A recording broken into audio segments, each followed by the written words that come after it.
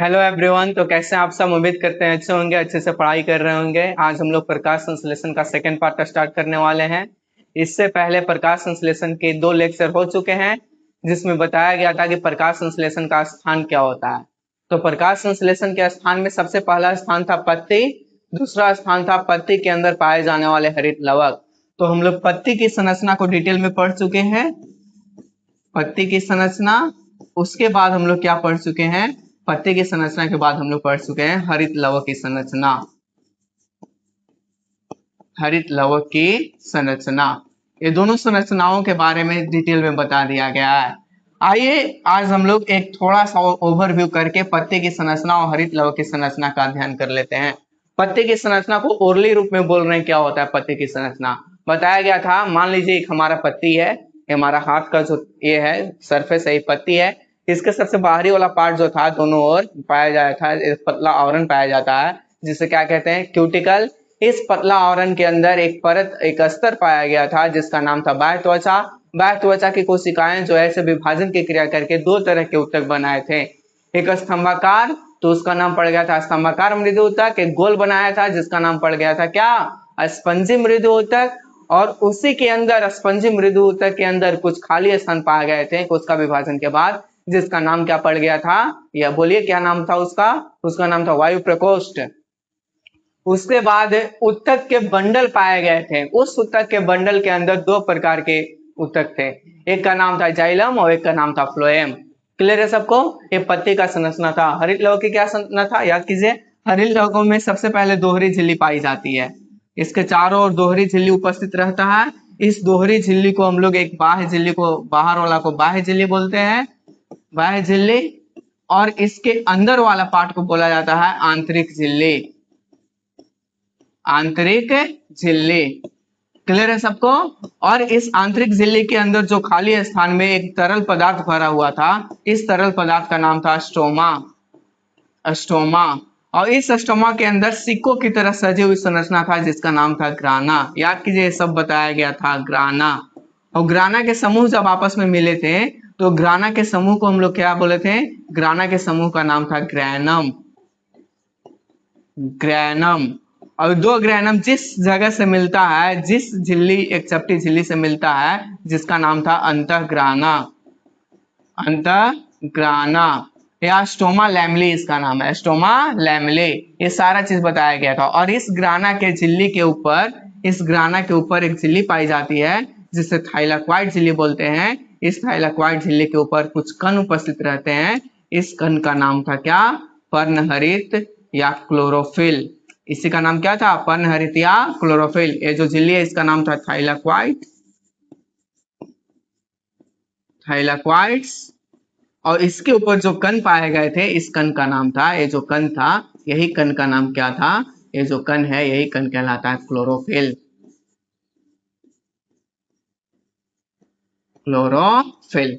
Chlorophyll इसको हिंदी में बोला जाता है पर्णहरित या प्रकाश संश्लेषित अंकन बोलते हैं। ये दोनों संरचना के बारे में हम लोग सीख लिए थे। उसके बाद सीखे थे प्रकाश संश्लेषण का स्थान कहाँ होता है। याद कीजिए, प्रकाश संश्लेषण का स्थान होता है पत्ती के कौन से ऊतक में? स्पंजी या पैरेन्काइम ऊतक के अंदर मीजोफिल कोशिका में। मीजोफिल कोशिका के ऊपर हरित लवक के, हरित लवक के किसमें भाग में?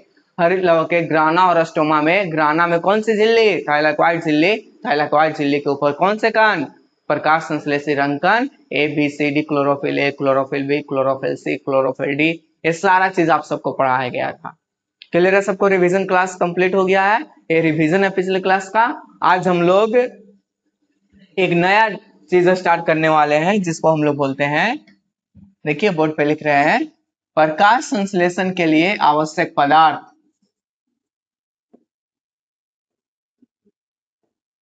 प्रकाश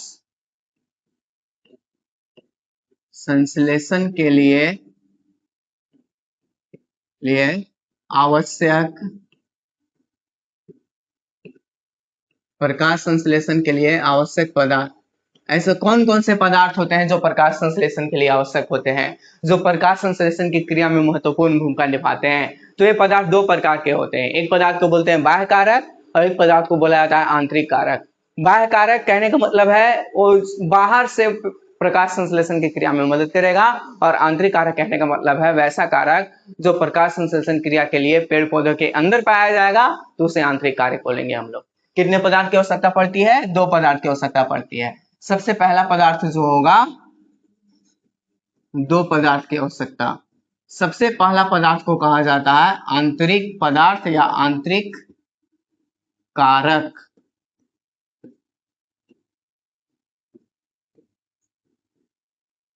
आंतरिक पदार्थ बोल लीजिए या आंतरिक कारक बोल लीजिए। उसके बाद कहा जाता है बाह्य पदार्थ, बाह्य पदार्थ या कारक। कौन कौन से ऐसे बाह्य कारक होते हैं और कौन कौन से ऐसे आंतरिक कारक होते हैं जो प्रकाश संश्लेषण के लिए आवश्यक है? तो सबसे पहला आंतरिक पदार्थ में एक ही पार्ट था जिसका नाम था क्लोरोफिल। Chlorophyll, chlorophyll. इसका एक और नाम क्या था? पर्णहरित। इसको हिंदी में बोलते हैं पर्णहरित, या इसी को कहा जाता है प्रकाश संश्लेषी रंकन। प्रकाश संश्लेषी कण। क्लियर है सबको? बाह्य पदार्थ में कौन कौन से चीज होते हैं? तो बाह्य पदार्थ में सबसे पहला जो होता है उसको बोलते हैं सनलाइट, सूर्य के प्रकाश। सनलाइट के बाद क्या होता है? Carbon dioxide. कार्बन डाइऑक्साइड के बाद क्या होता है? जल। और जल के बाद क्या होते हैं? कुछ खनिज होते हैं। जल के साथ साथ कुछ खनिज भी साथ में आते हैं। तो ये हो गया आंतरिक कारक, और ये कौन हो गया? बाह्य कारक। तो प्रकाश संश्लेषण के लिए आवश्यक पदार्थ कितने प्रकार के होंगे? 2, एक बाह्य कारक और एक आंतरिक कारक। आंतरिक कारक में कौन आते हैं? क्लोरोफिल। बाह्य कारक में कौन कौन से आते हैं? सनलाइट, कार्बन डाइऑक्साइड, जल। ये सारे जो होते हैं बाह्य कारक होते हैं। आइए एक एक करके समझते हैं इनका प्रकाश संश्लेषण में क्या योगदान है, कैसे प्रकाश संश्लेषण की क्रिया में अपना योगदान देते हैं। तो सबसे पहला जो हम लोग सीखने वाले हैं आंतरिक कारक या क्लोरोफिल। प्रकाश संश्लेषण के लिए किस प्रकार लाभप्रद है, प्रकाश संश्लेषण के लिए किस प्रकार लाभप्रद है, या किस प्रकार प्रकाश संश्लेषण में सहायता प्रदान करते हैं। सबसे पहला जो आवश्यक पदार्थ है, आइए इसको हम लिख देते हैं आवश्यक पदार्थ। आवश्यक, सॉरी एवरीवन,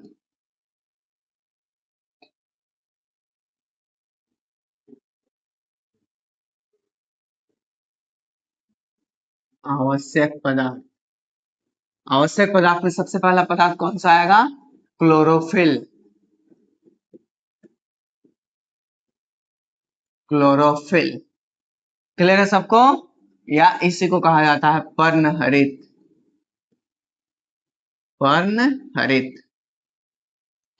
एक ऐसे प्रकाश संश्लेषण क्रिया में लाभप्रद होते हैं। आइए समझते हैं। सबसे पहले हम लोग जानेंगे कि पाया कहाँ जाता है, आखिर क्लोरोफिल कहाँ उपस्थित रहता है। सबसे पहला पॉइंट, सबसे पहला सवाल आएगा क्लोरोफिल कहाँ पाए जाते हैं। तो क्लोरोफिल पत्ती के पत्ती में उपस्थित, ऐसे लिख दे रहे हैं, पत्ती में उपस्थित हरित लवक के, ये सब पढ़ाया जा चुका है। हरित लवक के कहा बताइए? पत्ती में उपस्थित हरित लवक के, हरित लवक के ग्राना में, ग्राना में कौन सी झिल्ली पे? थाइलाक्वाइड्स झिल्ली पे, थाइलाक्वाइड्स झिल्ली पर उपस्थित होते हैं। झिल्ली पर उपस्थित होते हैं। क्या बताया गया था कि ये कहाँ पाए जाते हैं? तो ये पत्ती में उपस्थित हरित लवक के ग्राना में कौन सी झिल्ली पर? थाइलाक्वाइड झिल्ली पे पाए जाते हैं। कौन? क्लोरोफिल या पर्णहरित। क्लियर है सबको फर्स्ट पॉइंट? ये कहाँ पर उपस्थित होते हैं? क्लोरोफिल कहाँ पाए जाते हैं? तो पत्ती में उपस्थित हरित लवक के ग्राना के कौन से भाग पे? तो थाइलाक्वाइड झिल्ली के भाग पे। कौन से लवक पाए, सॉरी कौन सा कण पाया जाता है? क्लोरोफिल, या इसी को बोलते हैं पर्णहरित। इसे नेक्स्ट पॉइंट समझते हैं। इसमें इसे प्रकाश संश्लेषण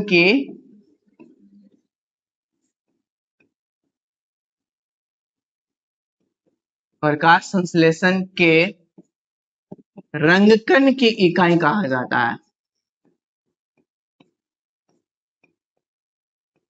रंगकण की इकाई कहते हैं। क्या इसका मतलब क्या हुआ? प्रकाश संश्लेषण के रंगकन की इकाई, कहने का मतलब है प्रकाश संश्लेषण जिस भाग में होगा उस भाग में जो मेन कार्य करेगा प्रकाश संश्लेषण की क्रिया के लिए, वो कौन काम करता है? वो जो मेन काम करने का कार्य करता है वो करता है क्लोरोफिल या पर्णहरित। इसके कमी के बिना, इसके बिना प्रकाश संश्लेषण संभव नहीं है। ऐसा कौन सा कारक है जिसके बिना प्रकाश संश्लेषण संभव नहीं है? इसके बिना फोटोसिंथेसिस संभव नहीं है। इसके बिना प्रकाश संश्लेषण संभव नहीं है। ऐसा कौन सा कारक है जिसके बिना प्रकाश संश्लेषण संभव नहीं है? तो होता है क्लोरोफिल या पर्णहरित। एक ऐसा कारक होता है जिसके बिना प्रकाश संश्लेषण संभव नहीं है, इसलिए इसको प्रकाश संश्लेषण रंकन की इकाई भी कहते हैं। इकाई कहने का मतलब सबसे छोटी यूनिट। जैसे कोई पूछेगा हम लोग का शरीर किससे बना है, पढ़ाए थे लेक्चर की क्लास में, इंट्रोडक्शन की क्लास में, हम लोग का शरीर कोशिकाओं से बना है। तो मानव शरीर का सबसे छोटी इकाई किसे कहते हैं? कोशिका को कहते हैं। ठीक उसी तरह से प्रकाश संश्लेषण की क्रिया करने के लिए जो सबसे मेन इकाई होता है, जो आंतरिक कारक होता है सबसे मेन, वो कौन होता है? क्लोरोफिल या पर्णहरित होता है। क्लियर है सबको? क्लियर है सबको यहाँ तक? क्या हम बोले इस बात समझ में आया? इसको प्रकाश संश्लेषण रंकन की इकाई क्यों कहते हैं? क्योंकि इसके बिना प्रकाश संश्लेषण संभव नहीं है। जैसे अगर हम लोग के शरीर के अंदर कोशिका ही नहीं रहता तो हम लोग का शरीर बनता? हम लोग का शरीर नहीं बनता। ठीक उसी तरह से प्रकाश संश्लेषण रंकन के कमी के बिना या अभाव के बिना प्रकाश संश्लेषण संभव नहीं है। और प्रकाश संश्लेषण रंकन किसे कहा जाता है? तो प्रकाश संश्लेषण रंकन किसे कहा जाता है? क्लोरोफिल या पर्णहरित को कहा जाता है। यह एक कैसा कारक होता है? यह एक आंतरिक कारक है। यह एक आंतरिक कारक है। यह कैसा कारक है? यह एक आंतरिक कारक है जो पेड़ पौधे के अंदर पाया जाता है और प्रकाश संश्लेषण की क्रिया में क्या करता है? महत्वपूर्ण भूमिका निभाता है। क्लियर है सबको? पर्णहरित या क्लोरोफिल का प्रकाश संश्लेषण में क्या योगदान है? तो सबसे पहला पॉइंट समझे कि पाया कहाँ जाता है। तो सबसे फर्स्ट पर्णहरित जो है हरित लव के ग्राना के थाइलाकोइड झिल्ली के ऊपर पाया जाता है। सेकंड पॉइंट समझे, इसे प्रकाश संश्लेषण रंकन की इकाई कहते हैं। क्यों? क्योंकि इसके बिना प्रकाश संश्लेषण संभव नहीं है। यह कैसा कारक होता है प्रकाश संश्लेषण के लिए? प्रकाश संश्लेषण के लिए यह एक आंतरिक कारक होता है, इसलिए इसलिए इसकी कमी या इसके अभाव के बिना प्रकाश संश्लेषण संभव नहीं होता है। क्लियर है सबको यहाँ तक? नेक्स्ट पॉइंट समझते हैं प्रकाश संश्लेषण का ये कौन सा कारक था? तो यह लिख दिए हैं यहाँ पास, प्रकाश संश्लेषण का एक आंतरिक कारक है जो पेड़ पौधों के अंदर पाया जाता है। सेकंड जो हम लोग पढ़ने वाले हैं प्रकाश संश्लेषण की इकाई में, वो बी है। बी में कार्बन डाइऑक्साइड।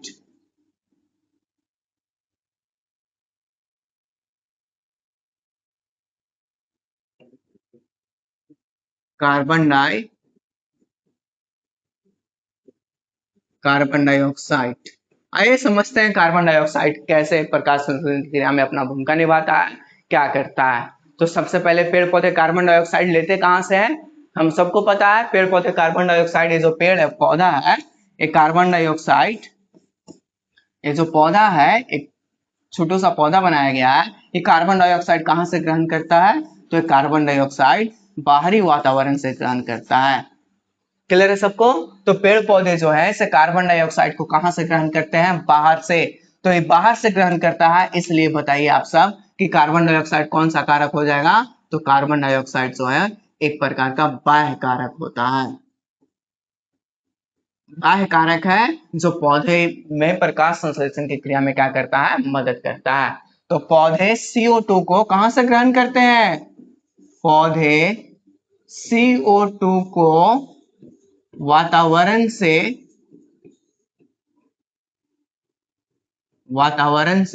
ग्रहण करते हैं। ग्रहण करते हैं। फर्स्ट पॉइंट सबको क्लियर है? CO2 बाहर से वातावरण से कार्बन डाइऑक्साइड को क्या करेगा? ग्रहण करेगा। फर्स्ट पॉइंट सबको क्लियर है? सेकंड पॉइंट समझते हैं क्या है इसमें। जब ये पेड़ पौधा ग्रहण किया तो कहां से, किस तरह से ग्रहण किया? तो पेड़ पौधे की पत्ती, हम सब जानते हैं कि पेड़ पौधे की जो पत्तियां हैं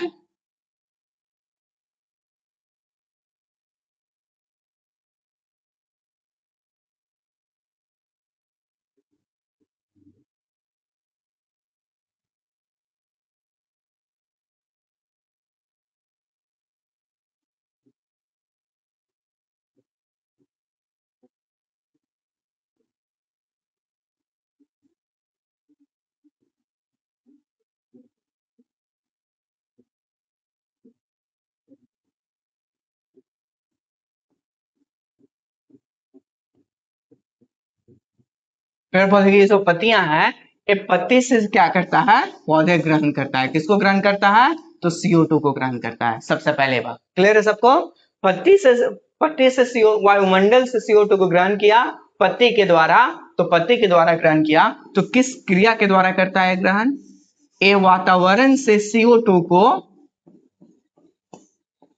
वातावरण से CO2 को किस क्रिया द्वारा ग्रहण करते हैं, तो याद रखिएगा वातावरण से CO2 को विसरण क्रिया द्वारा, विसरण क्रिया द्वारा ग्रहण करते हैं, ग्रहण करते हैं। क्लियर है सबको। सेकंड पॉइंट, ये वातावरण से CO2 को कौन सी क्रिया द्वारा ग्रहण करेंगे, तो विसरण क्रिया द्वारा वातावरण से CO2 को क्या कर लेते हैं, ग्रहण कर लेते हैं। क्लियर है सबको। डायरेक्ट पत्ती नहीं करता है। आज पिछले क्लास में पत्ती की संरचना में बताए थे। इस पत्ती के अंदर, इस पत्ती के अंदर रंध्र पाया जाता है, रंध्र। और ये जो रंध्र है, इसमें किस प्रकार की कोशिकाएं पाया जाता है, ये रंध्र की कोशिका में पाया गया था द्वार की कोशिका, या द्वार कोशिका बोल लीजिए, या इसी को कहा जाता है guard cell, guard cell.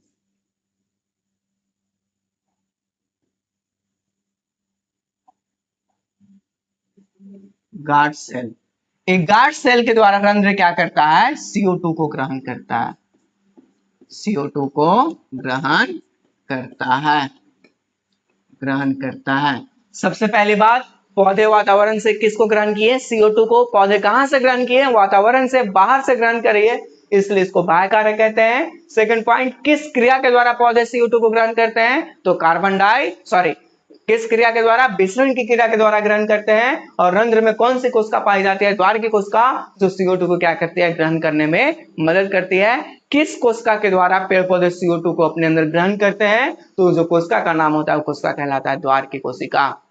Clear है सबको। द्वार की कोशिका के द्वारा, विसरण क्रिया के द्वारा पेड़ पौधे वायुमंडल से CO2 को ग्रहण किए। ये दोनों पॉइंट का एक साथ सम्मिलित रूप से हो जाएगा कि पौधे वातावरण से या बाहरी वातावरण से कार्बन डाइऑक्साइड को कौन सी कोशिका के द्वारा, द्वार की कोशिका के द्वारा, कौन सी क्रिया से, विसरण क्रिया के द्वारा ग्रहण कर लिए। क्लियर है सबको। अब ग्रहण कर लिया तो पेड़ पौधे के अंदर जाएगा और प्रकाश संश्लेषण की क्रिया में क्या करेगा, मदद करेगा। सबको क्लियर है यहाँ तक। हमारे वायुमंडल में कितना परसेंट कार्बन डाइऑक्साइड पाए जाते हैं, सबको पता है। वायुमंडल में कितना परसेंट कार्बन डाइऑक्साइड रहता है, तो वायुमंडल में सबको पता है कि 0.03% कार्बन डाइऑक्साइड है। 0.03% कार्बन डाइऑक्साइड है। लेकिन इस कार्बन डाइऑक्साइड में अब बढ़ोतरी हो गई है, बढ़ोतरी। ऐसा माना जा रहा है अब कि कार्बन डाइऑक्साइड 0.03 से बढ़ के 0.04 हो चुका है, सॉरी 0.04 हो चुका है।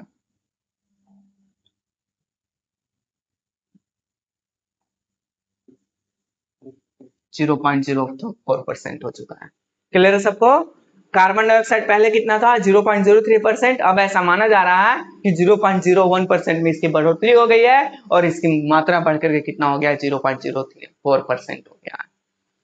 अब एक कार्बन डाइऑक्साइड बढ़ रहा है, इस कार्बन डाइऑक्साइड को बढ़ने की क्रिया को हम लोग बोलते हैं ग्लोबल वार्मिंग। ये कार्बन डाइऑक्साइड बढ़ने किसकी खतरा को संकेत देता है, तो ग्लोबल वार्मिंग को संकेत देता है। ग्लोबल वार्मिंग को जो संकेत देता है, वैश्विक तापन को जो संकेत देता है, वैश्विक तापन के बारे में जो बताता है, कौन सा गैस बताता है, वो कार्बन डाइऑक्साइड गैस बताता है। क्लियर है सबको। कार्बन डाइऑक्साइड पहले कितना था, 0.03%। इसकी मात्रा बढ़ के कितना हो गया, 0.04% हो गया। यह किसको संकेत करता है, किसको संकेत कर रहा है, किसको संकेत दे रहा है, ये जो संकेत दे रहा है, ये संकेत दे रहा है ग्लोबल वार्मिंग को। ग्लोबल वार्मिंग, वैश्विक तापन, वैश्विक तापन, ये वैश्विक तापन के संकेत की तरफ हमें लेकर के जा रहा है। क्लियर है सबको। नेक्स्ट पॉइंट समझिएगा इस वैश्विक तापन में। इस वैश्विक तापन को, इस कार्बन डाइऑक्साइड को कंट्रोल करने के लिए, इस कार्बन डाइऑक्साइड की मात्रा को कंट्रोल करने के लिए, CO2 की मात्रा को कंट्रोल करने के लिए, नियंत्रित करने के लिए, नियंत्रित लिखा गया है तो हो गया यहाँ पास, नियंत्रित करने के लिए एक प्रोटोकॉल चलाया गया था जिसका नाम था Kyoto protocol. Kyoto protocol, Kyoto protocol. Carbon dioxide की मात्रा को नियंत्रित करने के लिए, कंट्रोल में रखने के लिए कौन सा प्रोटोकॉल चलाया गया है? क्योटो प्रोटोकॉल चलाया गया। ये जो लागू हुआ था, सबसे पहले इसको लाया गया था, कब लाया गया था? लाया गया था इसको 1997 ईस्वी में क्योटो प्रोटोकॉल को लाया गया था। लेकिन इसको लागू कब किया गया? इसको लागू किया गया था 2005 ईस्वी में इसको लागू किया गया है। ठीक है, तो ये ग्लोबल वार्मिंग को कम करने के लिए या वैश्विक तापन को कम करने के लिए बोलिए, या कार्बन डाइऑक्साइड की मात्रा को नियंत्रित रखने के लिए बोलिए, कौन सा प्रोटोकॉल चलाया गया है? क्योटो प्रोटोकॉल चलाया गया है, जो कब लाया गया था? 1997 में। लेकिन लागू कब किया गया? इसको 2005 ईस्वी में लागू किया गया था। क्लियर है सबको? Carbon dioxide.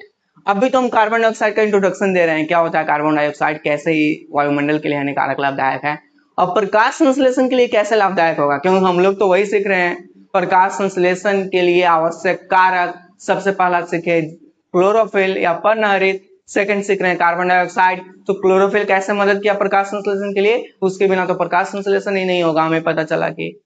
क्लियर सबको? कार्बन डाइऑक्साइड कैसे करेगा मदद?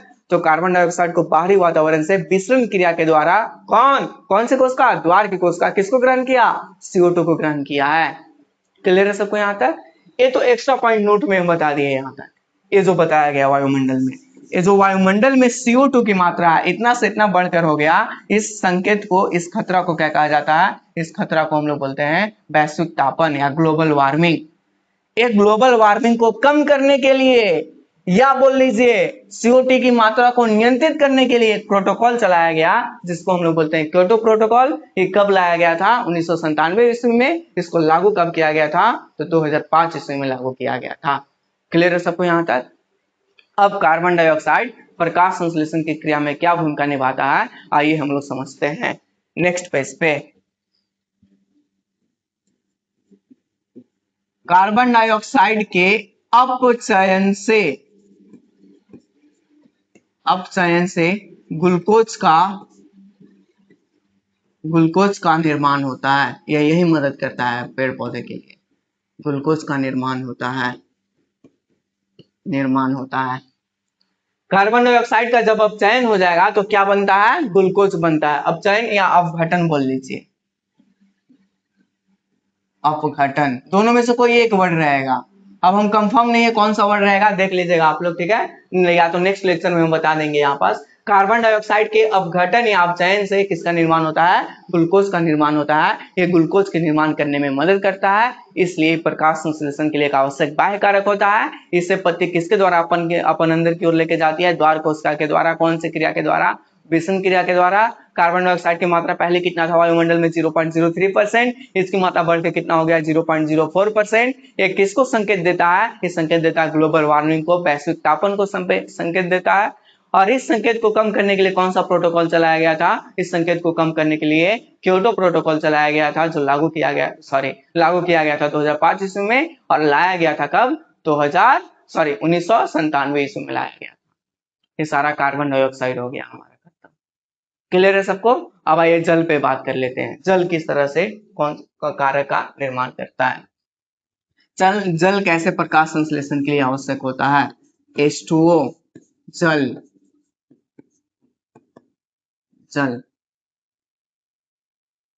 सबसे पहले ये भी पेड़ पौधे कहां से ग्रहण करते हैं?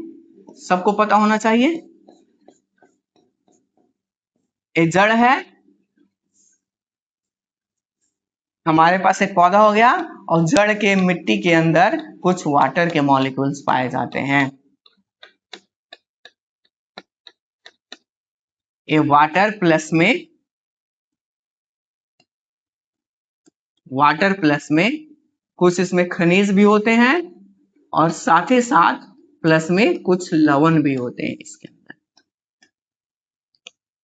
तो पेड़ पौधे जल को सबसे पहले कहां से लेके जाएगा? कार्बन डाइऑक्साइड कहां से गया था? पत्ती से गया था, बाहरी वातावरण के द्वारा। जल कहां से जाएगा? सबसे पहला पॉइंट, जल जो जाता है ए जड़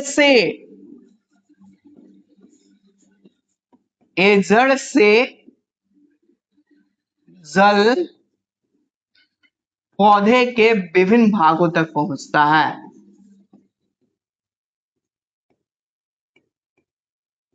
पौधों के विभिन्न भागों तक पहुंचता है। क्लियर है सबको? यह कहां से जाता है? जड़ से जल जो है से पौधे के कहां तक पहुंचता है? विभिन्न भागों तक पहुंचता है। क्लियर है सबको? अब याद कीजिए, जब कार्बन डाइऑक्साइड गया था तो किस क्रिया के द्वारा गया था? याद कीजिए, विसरण क्रिया के द्वारा गया था।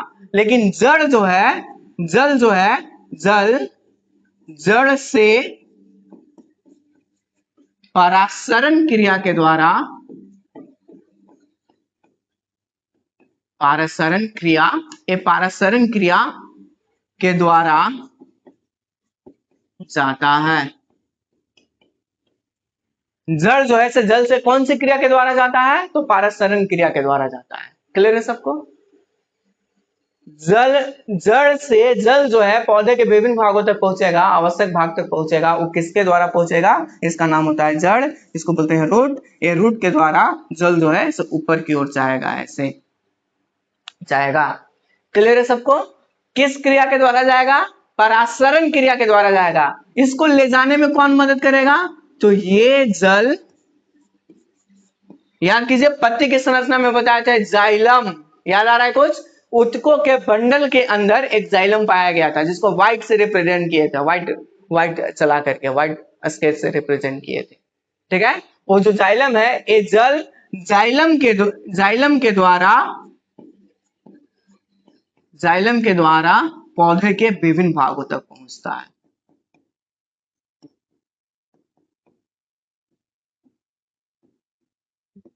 विभिन्न भागों तक पहुंचता है। ये जल जो है से किसके द्वारा पौधे के विभिन्न भागों तक पहुंचा? जाइलम के। और जाइलम में भी दो प्रकार के ऊतक रहते हैं जो जल को विभिन्न भागों तक लेके जाते हैं। एक का नाम होता है वाहिकाएं, और एक का नाम होता है वाहिनिकाएं। और वाहिनिकाएं, ये दो प्रकार के ऐसे ऊतक होते हैं जाइलम के अंदर जो किसका परिवहन करते हैं? जल का परिवहन करते हैं। किस क्रिया के द्वारा करते हैं? पारासरण क्रिया के द्वारा करते हैं। कहां से कहां लेके जाते हैं? तो पौधे के जड़ से पौधे के विभिन्न भागों तक, इधर तक जो जल जाएगा वो जाइलम के द्वारा जाएगा। जाइलम ऐसे बना देते हैं इसको रिप्रेजेंट करने के लिए, सिर्फ ये आपका हो गया जाइलम के द्वारा विभिन्न भागों तक जल जो है से पहुंच जाता है।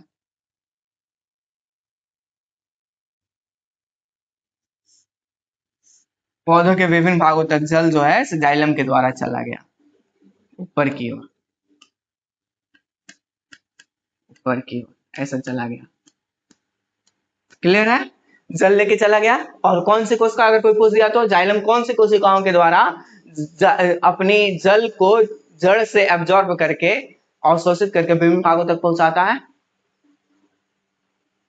कोशिका का नाम पूछ दिया तो क्या बताइएगा? कोशिका का नाम वाहिकाएं और वाहिनिकाएं कोशिका होता है जाइलम के अंदर, जो जल का परिवहन करता है विभिन्न भागों तक। ये जल का परिवहन तो करता है, नीचे से ऊपर तो लेके जाता है, लेकिन इस बात को याद रखिएगा, ऊपर से नीचे लेके कभी नहीं आता है जल को।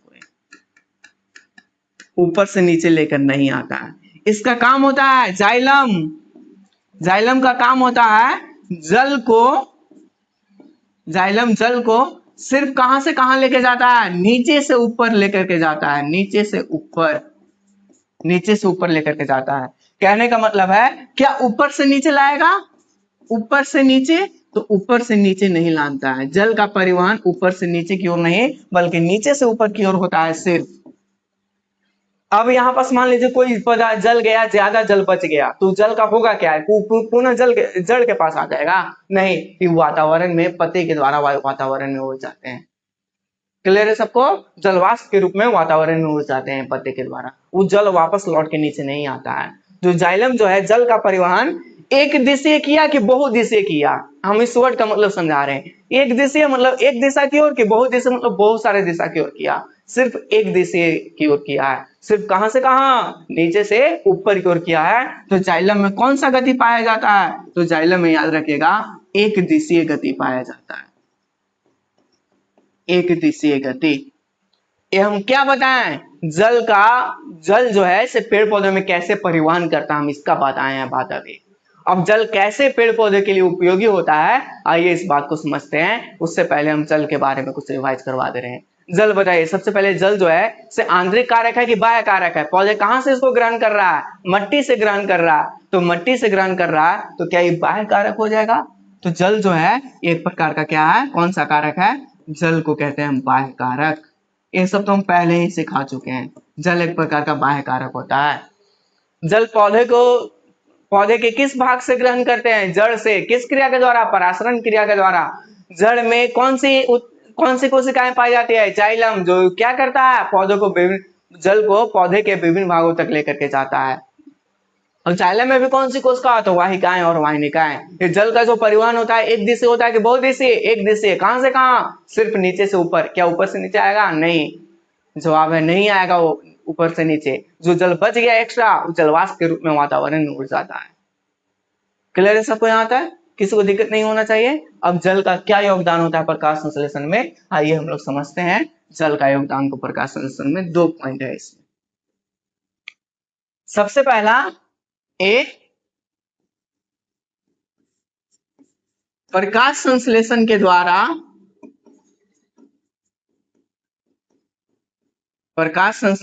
द्वारा ऑक्सीजन का निर्माण करते हैं। ये इसका मेन काम होता है, निर्माण करते हैं। सबसे पहला काम इसका क्या हो गया, प्रकाश संश्लेषण की भूमिका में क्या निभाया है? तो प्रकाश संश्लेषण के द्वारा किसका निर्माण किया? ऑक्सीजन। और यही ऑक्सीजन को हम लोग जिंदा लेकर के, यही ऑक्सीजन को लेकर हम लोग सभी प्राणी जो है इस धरती पे जितने भी जीव जंतु हैं, लगभग सामान्यतः सभी जीव जंतु ऑक्सीजन का सहारा लेके जिंदा रहते हैं। जो प्रकाश संश्लेषण के द्वारा किससे निकलता है, कौन ऑक्सीजन, किसके अणु के टूटने से ऑक्सीजन बनता है? तो याद रखेगा, जल के अणु जब आपस में टूटता है प्रकाश संश्लेषण के द्वारा, तो किसका निर्माण होता है? ऑक्सीजन का निर्माण हो जाता है। किसको दिक्कत है? तो जल ही है जो प्रकाश संश्लेषण के द्वारा हमें ऑक्सीजन देता है। क्लियर है सबको? नेक्स्ट पॉइंट बी,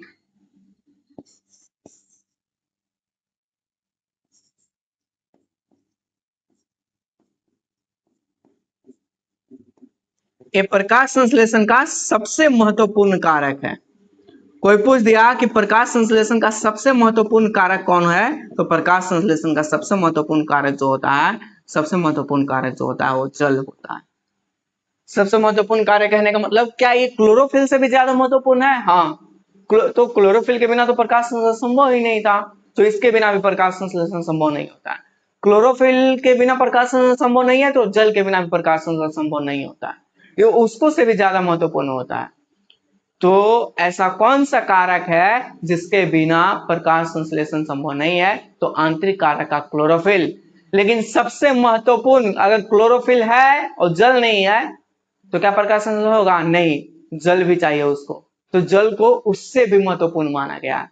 बोलते हैं ना, एगो B grade A grade, B grade में आ जाएगा क्लोरोफिल और ए ग्रेड में जो आ जाएगा वो होता है जल। तो प्रकाश संश्लेषण का सबसे महत्वपूर्ण कारक जो होता है वो जल होता है। क्लियर है सबको यहाँ तक? ये जल के बारे में हम बताए हैं, जल पर क्या होता है, पौधे में कैसे ट्रांसफर होता है, ये प्रकाश संश्लेषण में क्या भूमिका निभाता है।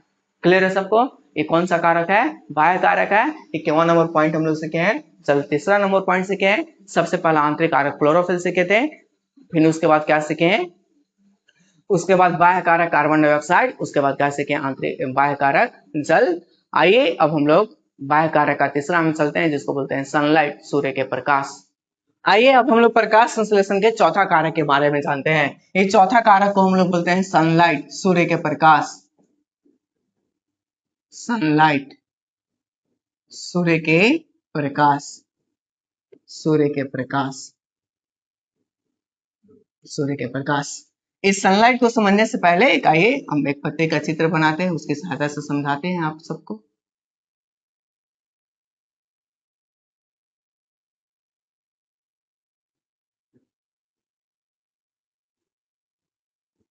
ये हो गया हमारा पत्ती, इस पत्ते पे कौन सा लाइट गिरता है? सनलाइट। सनलाइट, सनलाइट, इसको सूर्य के प्रकाश बोलते हैं। और हम सभी लोग जानते हैं सनलाइट में कौन सा ऊर्जा पाया जाता है? तो सनलाइट में जो ऊर्जा रहता है उसको बोलते हैं हम लोग सौर ऊर्जा। सौर ऊर्जा। और ये जो सौर ऊर्जा है, पत्ती में क्या रहता है? पत्ती में रहता है हरित लवक। हरित लवक। इस सौर ऊर्जा हरित लवक की सहायता से रसायन ऊर्जा में बदल दिया जाता है। रसायन ऊर्जा में बदल दिया जाता है। तो प्रकाश संश्लेषण में सूर्य के प्रकाश का क्या योगदान होता है? सूर्य के प्रकाश में उपस्थित सौर ऊर्जा हरित लवक की सहायता से, हरित लवक की सहायता से किसमें बदल दिए जाते हैं? हरित लवक की सहायता से किसमें बदल दिए जाते हैं? रसायन ऊर्जा में बदल दिए जाते हैं। ये सनलाइट का प्रकाश संश्लेषण में योगदान होता है। ये सिर्फ दिन में ही संभव है। ये सिर्फ कब संभव होता है? ये सिर्फ दिन में ही संभव है, जब लाइट रहता है तब। दिन में संभव है, दिन में संभव है। ये कब दिन में संभव है? तो दिन में भी तब संभव है जब तापमान तापमान 25 डिग्री से लेकर के 35 डिग्री सेल्सियस के बीच हो।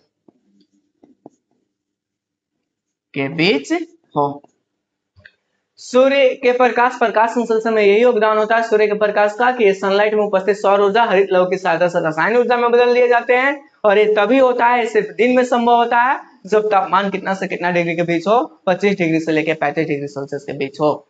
क्या 35 डिग्री से अबव होगा तो ये सब क्रिया नहीं होगा? सवाल तो उठ सकता है। तो ऐसा माना गया, साइंटिस्टों का ऐसा माना गया कि जनरली 25 डिग्री से 35 डिग्री के बीच में प्रकाश संश्लेषण जो है सही से क्रिया संपन्न होता है। क्लियर है सबको यहाँ तक? एक पत्ती के ऊपर सूर्य के प्रकाश जब गिरता है तो इस सूर्य के प्रकाश में उपस्थित सौर ऊर्जा हरित लवक की सहायता से रसायन ऊर्जा में बदल दिए जाते हैं। और ये तभी संभव होता है जब सूर्य के प्रकाश रहता है। तो सूर्य के प्रकाश कब रहता है? दिन में। और वो भी सूर्य के प्रकाश कितना तापमान तक रहना चाहिए? 25 डिग्री से लेकर के 35 डिग्री सेल्सियस के तापमान तक रहना चाहिए, तभी ये काम संभव होगा। क्लियर है सबको यहाँ तक?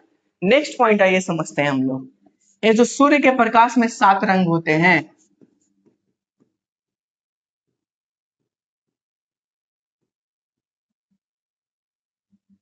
ये जो 7 रंग होते हैं इसमें से सबसे ज्यादा ऊर्जा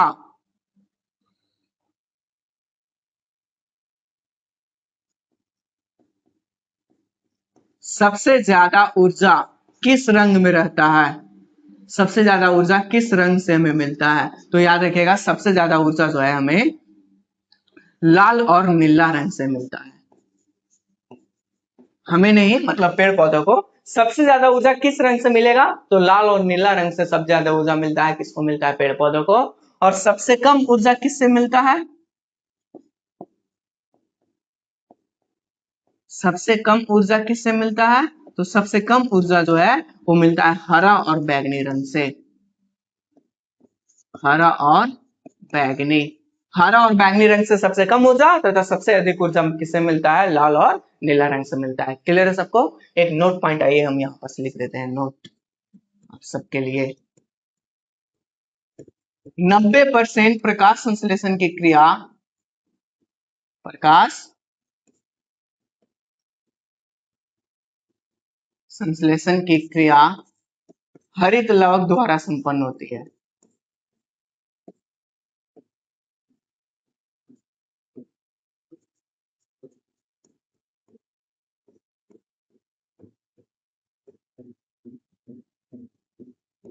प्रकाश संश्लेषण की जो 90% क्रिया होगा वो किस लवक के द्वारा संपन्न होगा? हरित लवक के। हरित लवक कहाँ पाए जाते हैं? तो पेड़ पौधे की पत्तियों में पाए जाते हैं। क्लियर है सबको? नेक्स्ट आइए समझते हैं नेक्स्ट पॉइंट। इसमें प्रकाश संश्लेषण में CO2 का उपचयन होता है। उपचयन तथा नोट पॉइंट है ऐसा, प्रकाश संश्लेषण में CO2 का उपचयन होता है और जल का अपघटन होता है। CO2 का अपचयन किस क्रिया के द्वारा होता है? प्रकाश संश्लेषण क्रिया के द्वारा। और जल के द्वारा क्या होता है? जल का क्या होता है? प्रकाश संश्लेषण में अपघटन होता है। आइए हम पीछे भी सीखे हैं इस पॉइंट को। पीछे देखिए, यहाँ पर बताए थे CO2 का, सॉरी यहाँ पर अपचयन लिखा गया, अपचयन नहीं उपचयन होगा। यहाँ पर उपचयन की क्रिया होगा।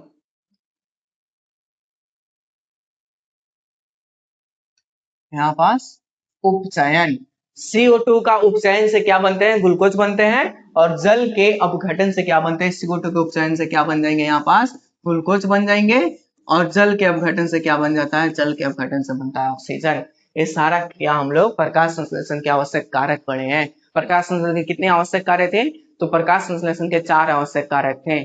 सबसे पहला क्लोरोफिल, दूसरा क्या पढ़ा है? क्लोरोफिल के बाद क्या पढ़ाया गया था? Carbon dioxide. तीसरा क्या पढ़ा है? जल। और चौथा क्या पढ़ा है? सूर्य के प्रकाश। ये प्रकाश संश्लेषण के लिए आवश्यक कारक है जो प्रकाश संश्लेषण के क्रिया में या प्रकाश संश्लेषण की क्रिया के लिए अपना भूमिका निभाते हैं। कैसे निभाते हैं सबको बताया गया कि कहां से कैसे जल को ग्रहण करते हैं, कार्बन डाइऑक्साइड कहां से जाता है, कैसे जाता है, किस क्रिया के द्वारा जाता है, सारा चीज बताया गया।